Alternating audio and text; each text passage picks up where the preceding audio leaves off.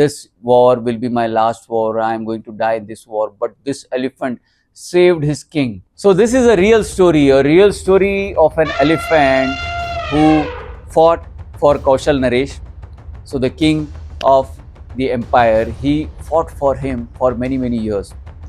And he was a marvelous elephant, an elephant who was so powerful that once in the war, he was surrounded by dozens of elephants and dozens of horses and hundreds of soldiers from the enemy side. And he literally, like, the king thought that now we are gone. This war will be my last war. I am going to die in this war. But this elephant saved his king from all over. He was able to defeat all the elephants, all the horses, hundreds of soldiers, and he took his king to safety. And the Kaushal Naresh was so pleased. And from there onwards, next 12-15 years, Bhadrak fought for his country, for his king, and they won because the glory that he had achieved in that particular war had made everyone an exceptional warrior in the entire army of Kaushal Naresh, and the king was really victorious for each and every war he fought for the next 12-15 years. But then time came when Bhadrak had to be retired and he had to go back. So the king decided that, okay, Bhadrak and the old Mahavat, you both will retire. And from there, Bhadrak started living a retired elephant's life. And because the Mahout was also retired, so there was a new Mahout who was assigned to Bhadrak. And that new Mahout would regularly take Bhadrak to the lake, and there he would take a bath and then come back and rest in his specific shelter. But one day, Bhadrak stepped in the nearby mud pond around the lake, and suddenly he started sinking in the mud. And no matter what effort he would put there, he would further go down and down in the mud pit over there. The new Mahout got scared and he immediately ran to the king and asked king to come over there. King, because Bhadrak was the favorite of the king, the old king immediately came there and he saw, and he got scared. He asked people to bring ropes. He asked hundreds of people to come over there, rescue Bhadrak. But no matter whatever effort they would put, that would further hurt Bhadrak and he would go deeper and deeper in the pit. King, because he was such an intelligent king, he immediately thought about the old Mahout who was there earlier, who was regularly taking care of Bhadrak. And the old Mahout was called immediately. When the old Mahout came over there, he started laughing.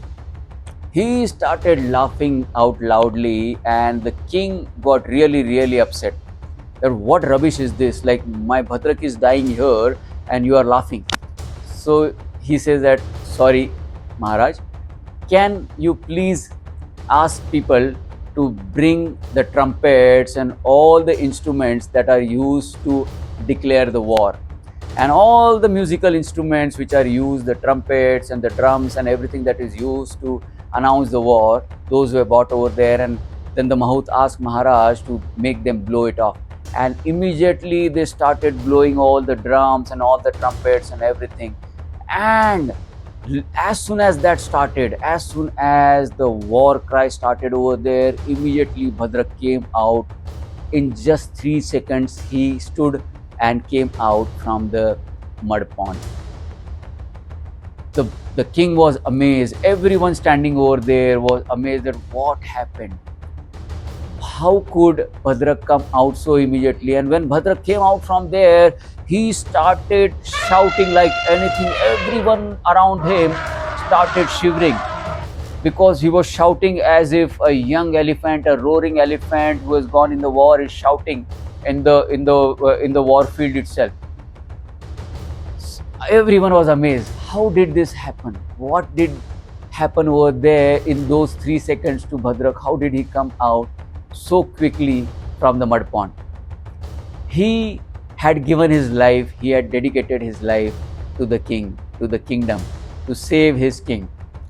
And all his life he kept on fighting for his king, to make the king live longer and make the king win more and more wars and keep entire kingdom happy. When he was retired from the army, there was no purpose left in his life. He lived for a purpose, he enjoyed that purpose, he was so happy fighting for his king. And suddenly that purpose was taken away from him. Purpose made him come back again. As soon as he heard those trumpets and drums, he came back and he started shouting and he started blowing his energy out and completely dominated that entire field. That no, I'm going to fight, now I'm going to fight. This is what purpose does to you. Every human being has to have a purpose. Look at how we are living our life. We are just going to the office, spending some time in the office and coming back at home. We assume that the death is 20, 30, 40 years apart from us, but it will take no time for us to complete this 30, 40 years.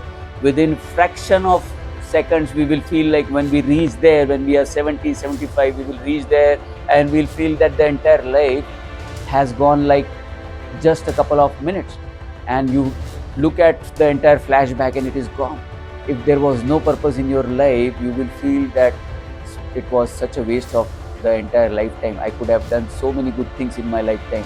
There has to be a solid purpose. There has to be a mission in our mind that we want to achieve something which is very, very, very impossible, which is very, very close to my heart. I want to do this for my country. I want to do this for my king. I want to do this for some bigger, greater purpose.